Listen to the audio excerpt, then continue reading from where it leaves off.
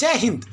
पश्चिम बंगाल और अन्य राज्यों में चुनाव है, वहाँ पे जितने भी भारतीय जनता पार्टी के कार्यकर्ता है, आरएसएस के कार्यकर्ता है, वो मुकालते में है कि भारतीय जनता पार्टी की सरकार आएगी, आरएसएस की सरकार आएगी और भाजपा के लोगों को तवज्जो दी जाएगी, उन्हें फूल मालाओं से नवाजा जाएगा, अवार्ड दिए जाएंगे, उन्हें बहुत सारे हक अधिकार दिए जाएंगे। ये उनकी बहुत बड़ी भूल जो उन्हें अभी सोचनी पड़ेगी कि ये भूल है या नहीं है। मैं उदाहरण देता हूँ अपने राज्य उत्तर प्रदेश का।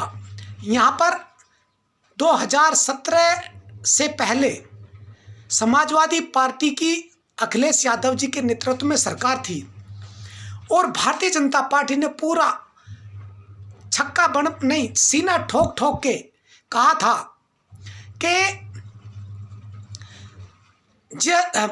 भाजपा जीतेगी तो हम ये कर देंगे, भाजपा जीतेगी हम अपने कार्यकर्ताओं को ये दे देंगे, वो दे देंगे, भाजपा जीतेगी हिंदू हो जाएगा, भाजपा जीतेगी आरएसएस जीतेगा तो ये हो जाएगा।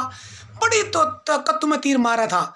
हम भी भाजपा ही थे, हम भी भाजपा के कार्यकर्ता थे और मैंने 2017 का विधानसभा का चुनाव उत्तर प्रदेश में नहीं लड़ा था क्योंकि हम भाजपा ही 1986 से भाजपा ही हैं, तो कहीं ना कहीं दिल में भाजपा का प्रेम हमारे भी उमड़ता था।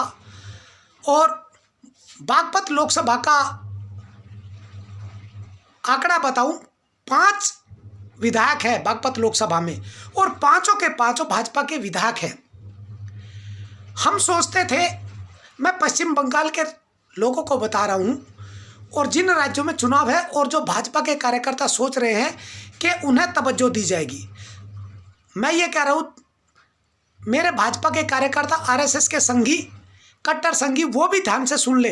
भाजपा और आरएसएस जितने भी अपने कार्यकर्ता उन लोगों को कुछ नहीं देती। सबूत के तौर पे मैं उत्तर प्रदेश का पूरा जिक्र करके बताता हूँ। भाजपा की सरकार 2017 में योगी जी के नेतृत्व में आ गई और मोदी जी के नेतृत्व में केंद्र सरकार में पहले से ही 2019 में और 2014 में भी आ गई। हम लोगों ने भी जाने अनजाने पूरी ताकत लगाई, चुनाव लड़ा नहीं लड़ा, लेकिन दिल में जगह थी कि भाजपा जीते और जिताई भी भाजपा। लेकिन अब नहीं भाजपा को सपोर्ट करना चाहिए क्योंकि हम लोगों को पता चल चुका है और हम लोग इस बात को झेल रहे हैं। पश्चिम बंगाल के लोगों और अन्य राज्य के लोगों, खासतौर से आप लोग सुनो कि जितने भी उत्तर प्रदेश में भाजपा के कार्यकर्ता थे, आरएसएस के कार्यकर्ता थे, संगी थे, उनमें से मेरे जैसे लोगों ने भाजपा को और आरएसएस को जूतों के समेत लात मार दी है। ऐसा क्यों बोल रहा हूँ, इतनी बेइज्जती के शब्द क्यों इस्तेमाल कर रहा हूँ? क्योंकि हम भाजपा के लोगों ने, आरएसएस के लोगों ने, हम 5 भाई में से 4 भाई प्रचारक रहे आरएसएस में। कहीं ना कहीं थोड़ा बहुत सही, ज़्यादा सही, हम 4 भाइयों ने समय दिया है, सगे भाइयों ने।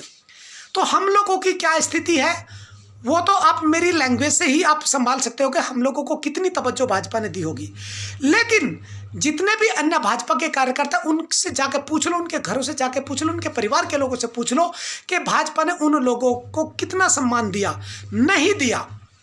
और जितनी भी अदर पार्टियों के लोग थे, समाजवादी पार्टी के लोग, राष्ट्रीय लोकदल के लोग, कांग्रेस के लोग, अन्य पार्टियों के लोग, उन पार्टियों के कार्यकर्ताओं के उन लोगों को ढूंढ ढूंढ के भाजपा में शामिल कराया और उनको कईयों को बढ़िया पद भी दिए, बढ़िया जिम्मेदारी भी दी है भाजपा ने, लेकिन अपने कार्यकर्ताओं को नहीं दी।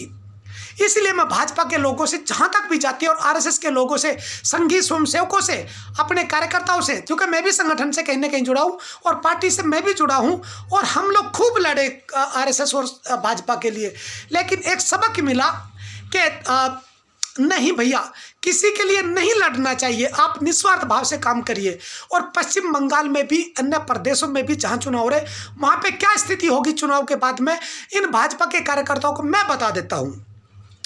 जहां पे भी चुनाव खत्म हो जाएंगे और भाजपा जीत के आ जाएगी, सपोज करो कि मैं पश्चिम बंगाल का उदाहरण दे रहा हूं कि पश्चिम बंगाल में भाजपा चुनाव जीत जाएगी और जीतेगी भी, इसमें कोई शक नहीं।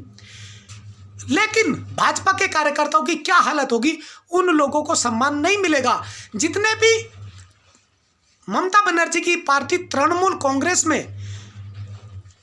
कार्यकर्ता है तृणमूल के, उन सब कार्यकर्ताओं को भाजपा अपने में शामिल करेगी, छोड़ के ममता बनर्जी को। उन लोगों को तवज्जो देगी भाजपा, उन लोगों को तवज्जो देगी आरएसएस, लेकिन जो भाजपा के और आरएसएस के कार्यकर्ता उनको तवज्जो नहीं देगी।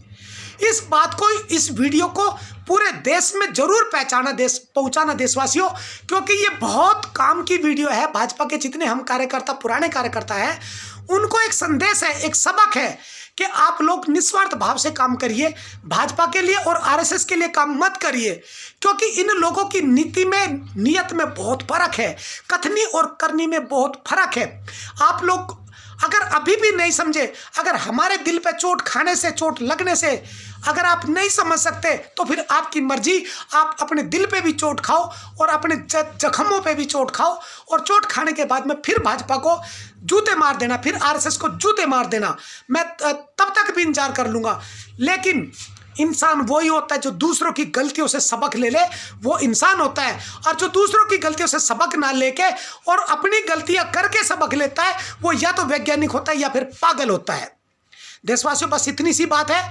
भाजपा के कार्यकर्ताओं से एक बार फिर अपील करते हुए कि आरएसएस और भाजपा को बाय बाय कर दीजिए। ये आप लोगों को, हम लोगों को सम्मान नहीं देंगे। ये जितनी दूसरी विपक्ष की पार्टियां उन लोगों के कार्यकर्ताओं को अपनी पार्टी में लाएंगे और दुनिया की, ब्रह्मांड की सबसे बड़ी पार्टी बनाने का तमगा देकर रहेंगे। और याद रखना तृणमूल के लोगों, आप लोग भाजपा में जाओगे, अन्य पार्टियों के लोगों आप लोग भाजपा में जाओगे, आरएसएस में जाओगे, सिर्फ अकेली दिलदार शेरनी कोई बचेगी। मोदी की टक्कर पे, भाजपा की टक्कर पे, मोहन भागवत की टक्कर पे, अमित शाह की टक्कर पे, मोदी जी अमित शाह जी की टक्कर पे, आरएसएस की टक्कर पे, मोहन भागवत जी की टक्कर पे, तो वो सिर्फ दिखाई देगी बहन दीदी ममता बनर्जी। इसके अलावा कोई टिक नहीं पाएगा। जो टिका भाजपा के सामने, उसको या तो खत्म कर दिया गया या फिर उसको इतना कमजोर कर दिया गया कि वो किसी काम का नहीं रहा। और चुनाव भाजपा पश्चिम बंगाल में जीतेगी। जीतने के बाद में ममता बनर्जी को इतना कमजोर कर दिया जाएगा कि ममता बनर्जी कहीं की भी नहीं रहेगी।